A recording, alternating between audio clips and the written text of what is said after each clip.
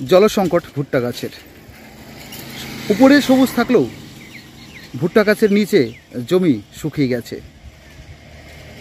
কতটা বাড়বাড়ন্ত বা কতটা ফলন বাড়বে এবার, কি ফলন হবে ভুট্টার, চলুন আমরা জেনে নিব এলাকাবাসীদের মুখ থেকে।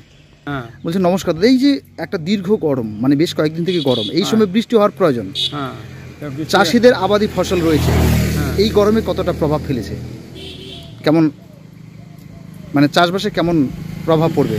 বিরাট ক্ষতি হয়ে যাচ্ছে। আচ্ছা, বিরাট ক্ষতি হয়ে যাচ্ছে। এই যে মাঠে দেখাচ্ছে ভুট্টা চাষ, ভুট্টা গাছ, কিন্তু জল না থাকলে তো ভুট্টার মানে যতই বেশি পাম্প সেট করি না কেন জল টেনে নিচ্ছে, তো গাছ মরে যাচ্ছে।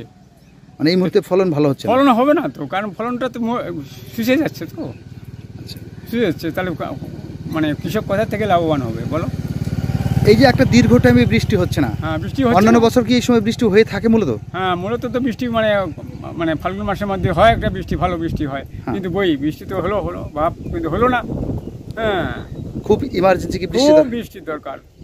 ইমিডিয়েটলি বৃষ্টি না হলে চাষের প্রচুর ক্ষতি, নামায় দেন একটা, বৃষ্টি না হলে প্রচুর ক্ষতি হবে, বিরাট ক্ষতি, মরুভূমি সৃষ্টি হয়ে যায়।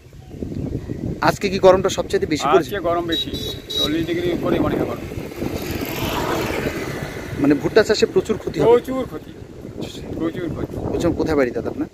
কোথায় বাড়ি আপনার? বাড়ি চাকুয়াপাড়া। চাকুয়াপাড়া। কি নাম দাদা আপনার? নাম হচ্ছে নিখিল চন্দ্র রায়।